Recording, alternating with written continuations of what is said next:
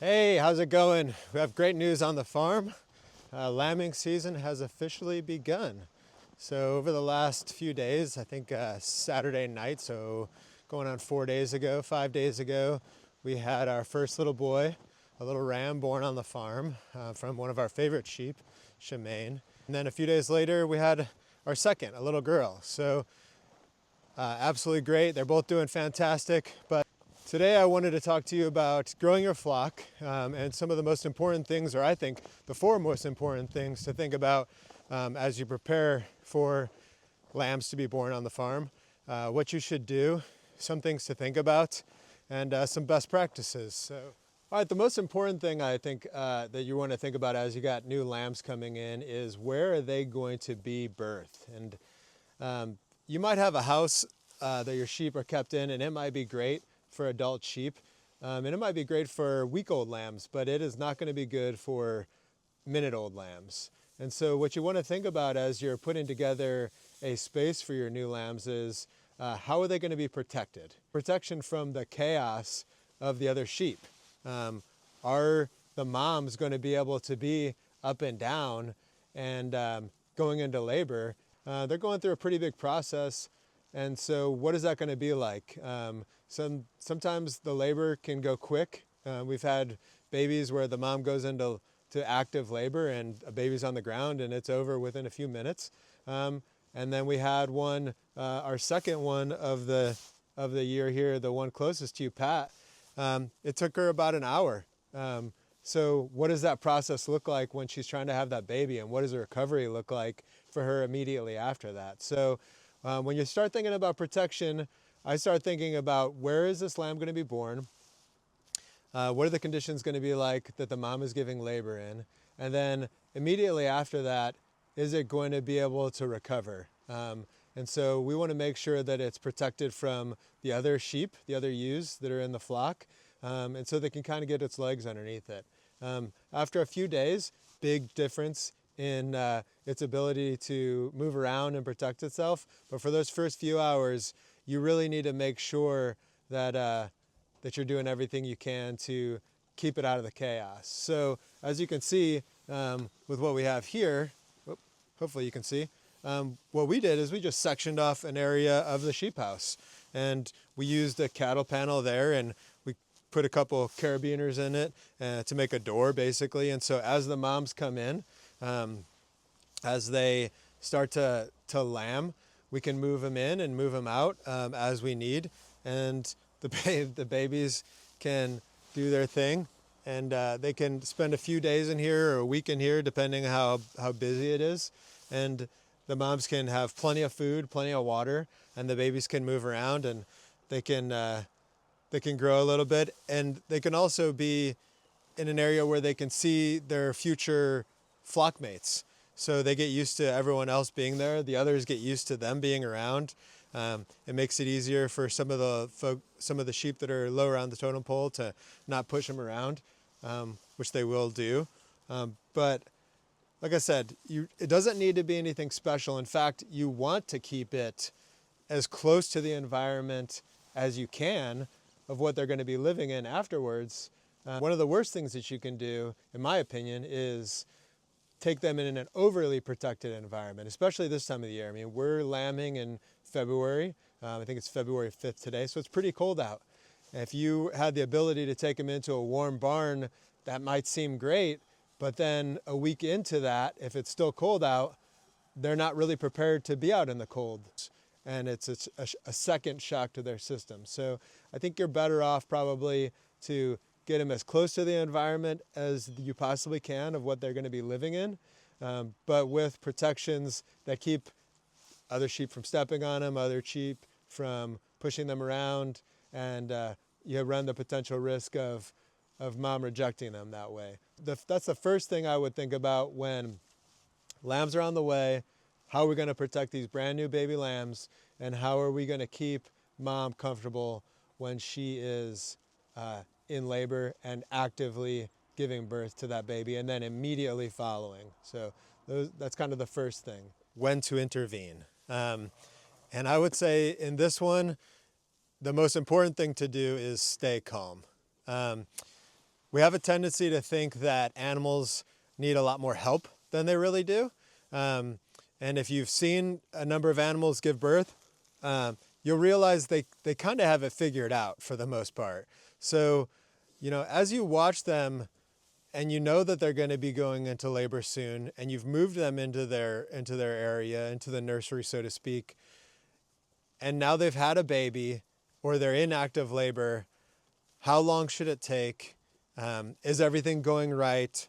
Should we start pulling on the baby? Is she actually in labor? It looks like she's up and down a whole lot. Are things going right? And I would say the most important thing to remember is remain calm.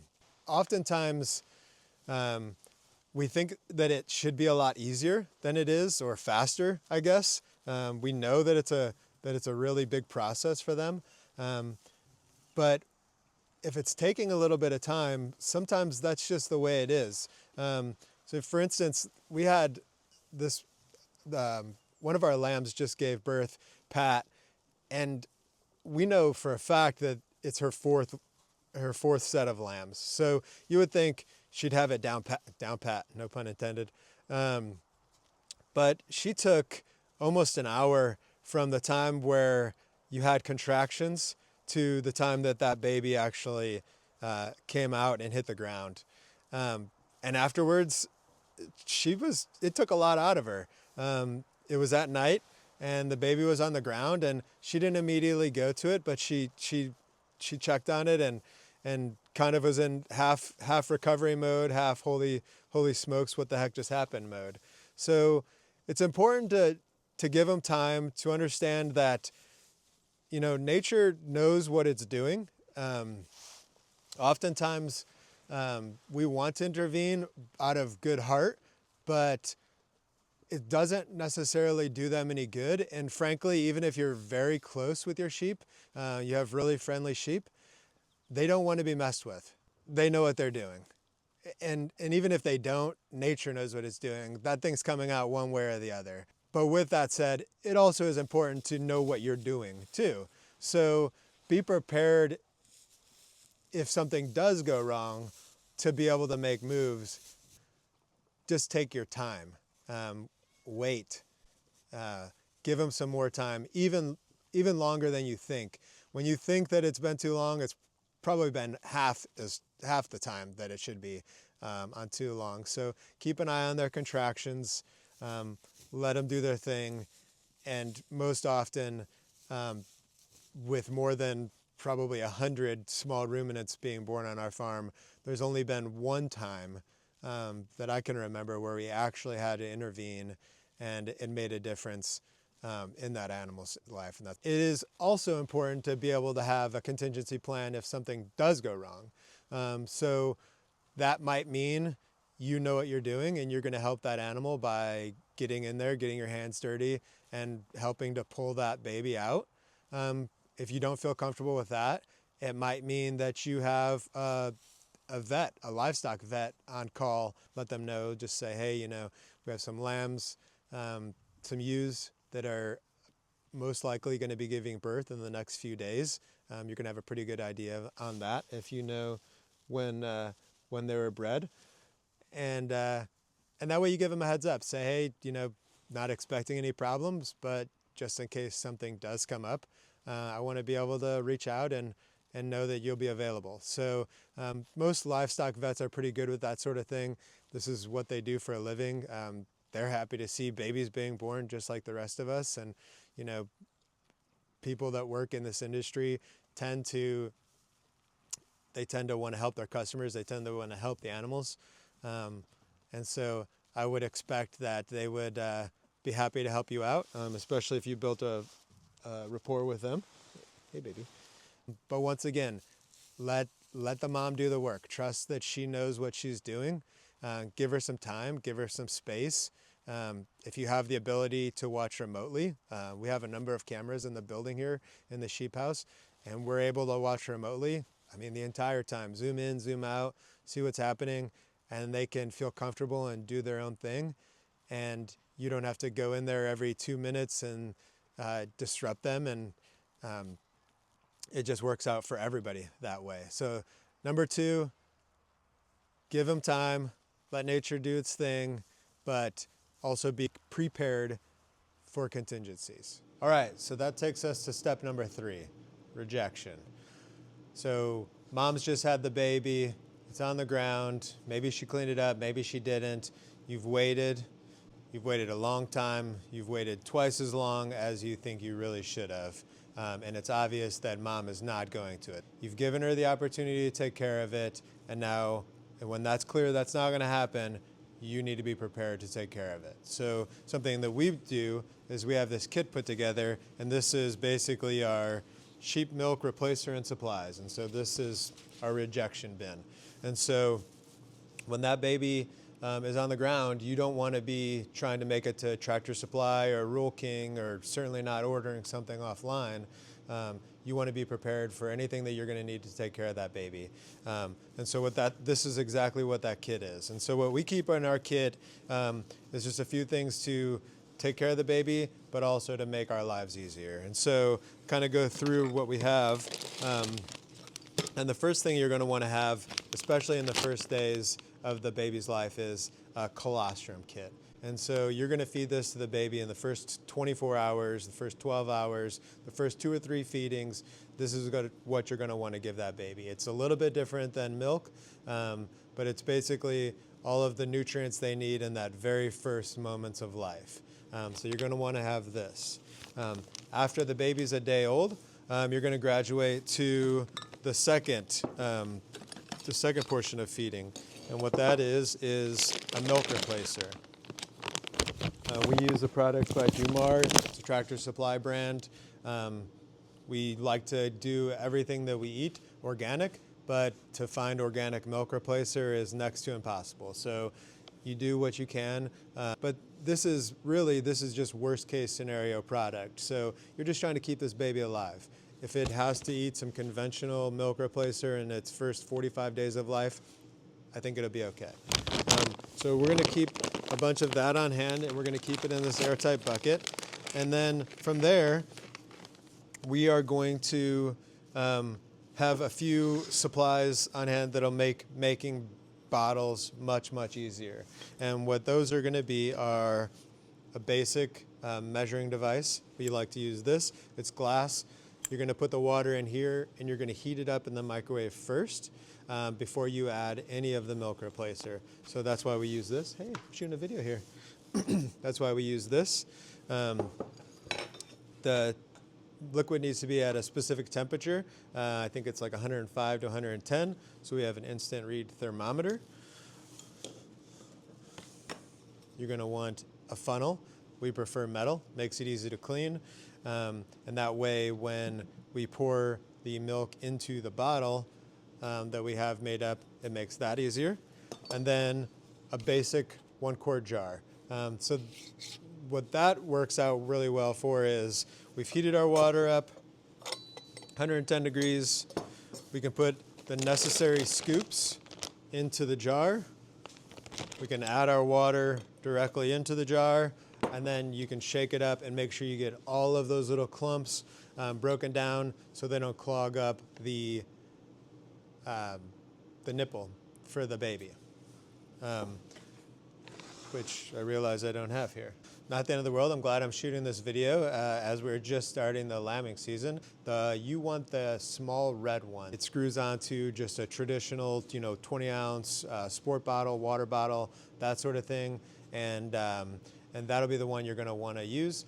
You're going to want to have multiple of them, and that way, as they use them, you can keep them clean. They'll get all chewed up. Especially as the lamb gets a little bit older, they'll be pretty aggressive with them. But yeah, that's the one I would recommend. And then finally, something that I would recommend, you may not have to get this immediately, especially if you don't want to spend the money on it, but it will be something that you're going to need if and when you are bottle feeding, and that is a baby scale. I would not recommend buying this new. Search on Craigslist, search on Facebook Marketplace. There's plenty out there. You can get a screaming deal, paid like $10 for this one. It's good to have on hand. when you're raising up a fresh bottle lamb, you're going to want to keep an eye on the amount of weight they're gaining. It's going to be difficult when you see them every day to realize how much weight they are gaining, but they should be gaining between a half and 1 pound a day. So a baby scale is going to be the only way to do that. Not critical day one or in the, before step. As like I said, you can usually find one on Facebook Marketplace, that sort of thing.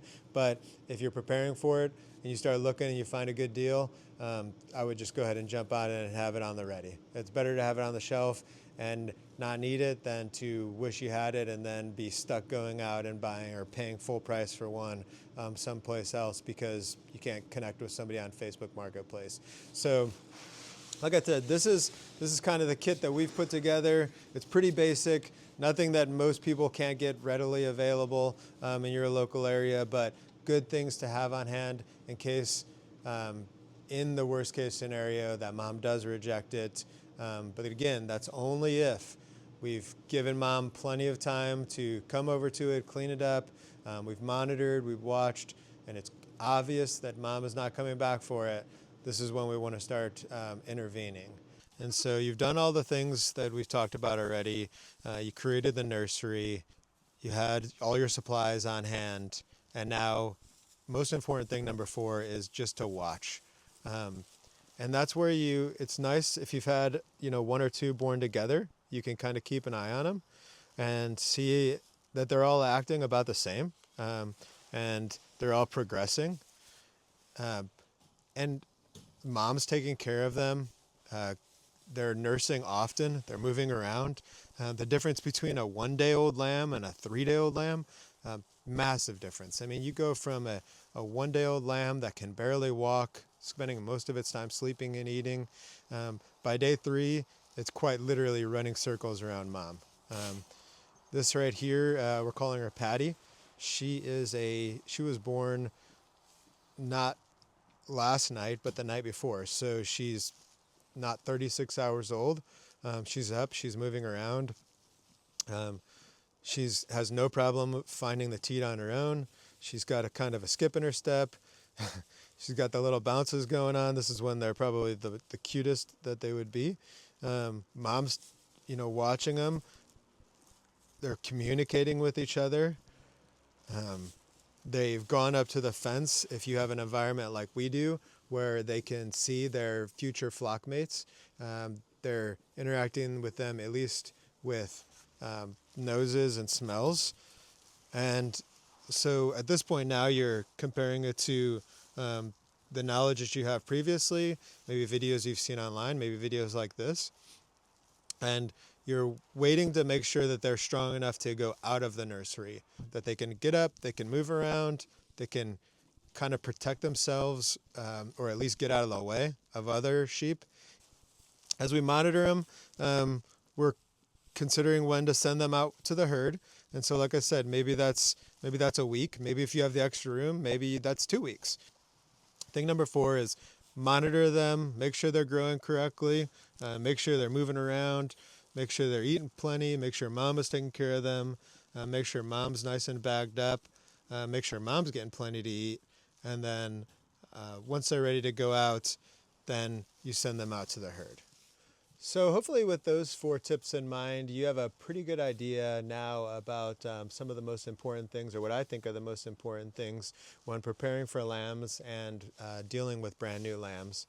And if I could add one more thing, and this would just be the 5th and kind of a bonus, and that would be enjoy it.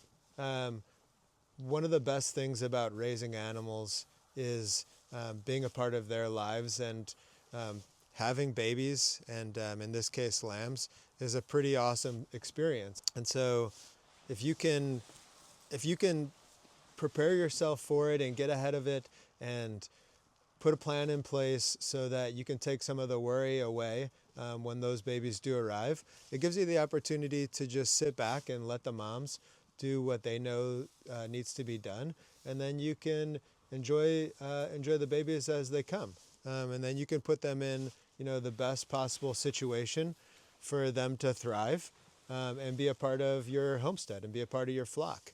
And so if you do that, I think the whole situation will run a lot smoother. So my name is Javier, and I hope you have a great day, and look forward to seeing you on the next video.